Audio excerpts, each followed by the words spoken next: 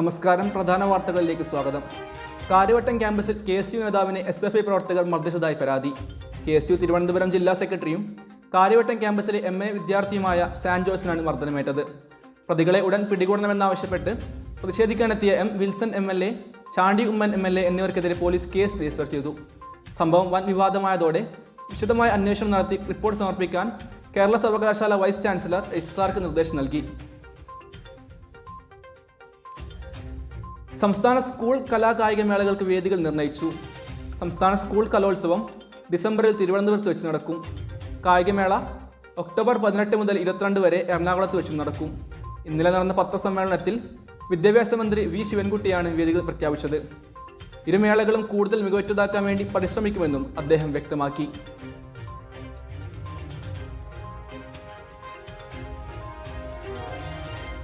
മണിപ്പൂർ സർക്കാരിനെതിരെ രൂക്ഷ വിമർശനവുമായി സുപ്രീം കോടതി.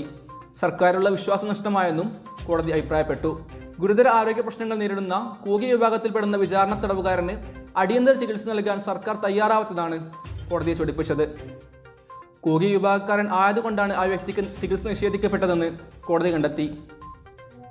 Justice JB Pardiwala, justice Ujjal Bhuyan തുടങ്ങിയവരായിരുന്നു ബെഞ്ചിൽ അംഗങ്ങളായി ഉണ്ടായിരുന്നത്.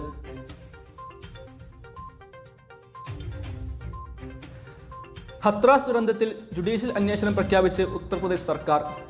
മതപരിപാടിക്കിടെ തിക്കിലും തിരക്കിലും പെട്ട് 130ഓളം ആളുകൾ മരണപ്പെട്ട സംഭവത്തിൽ ഉത്തർപ്രദേശ് സർക്കാർ ജുഡീഷ്യൽ അന്വേഷണം പ്രഖ്യാപിച്ചു. അനുവദനീയമായതിൽ കൂടുതൽ ആളുകൾ ഒത്തുകൂടിയതാണ് അപകടത്തിന് കാരണം എന്നാണ് പ്രാഥമിക വിലയിരുത്തൽ. ഇത്തരം സംഭവങ്ങൾ ആവർത്തിക്കാതിരിക്കാൻ പുതിയ ചട്ടങ്ങൾ രൂപീകരിക്കുമെന്ന് മുഖ്യമന്ത്രി യോഗി ആദിത്യനാഥ് വ്യക്തമാക്കി. അതേസമയം പരിപാടിയുടെ മുഖ്യ സംഘാടകനായ ബോലെ ബാബ എന്ന ശാഗർ വിശ്വഹരി ഒളിവിൽ പോയതാണ് വിവരങ്ങൾ.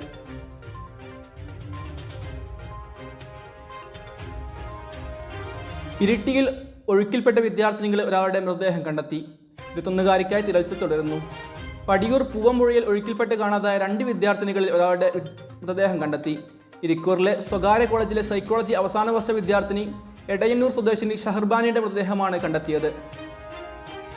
ഒപ്പമുണ്ടായിരുന്ന അഞ്ചരക്കണ്ടി സ്വദേശിനി സൂര്യക്കായുള്ള തിരച്ചിൽ തുടരുകയാണ്. ചൊവ്വാഴ്ച വൈകിട്ട് 4ഓടെയാണ് അപകടം.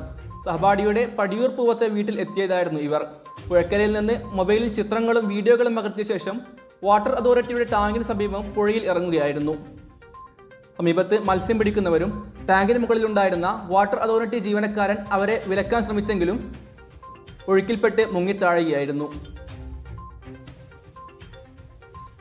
ഒരാൾ മീൻ പിടിക്കുന്നവരുടെ വലയിൽപ്പെട്ടെങ്കിലും വലിച്ചെടുക്കാൻ ശ്രമിക്കുന്നതിനിടെ വലയിൽ നിന്ന് പുറത്തേക്ക് പോയെന്ന് നാട്ടുകാർ പറഞ്ഞു.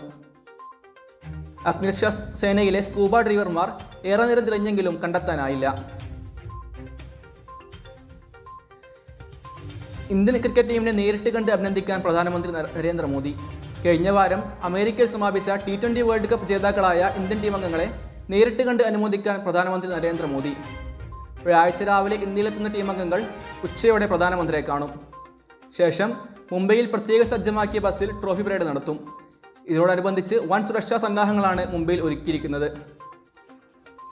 വാർത്തകൾ അവസാനിച്ചു. നന്ദി.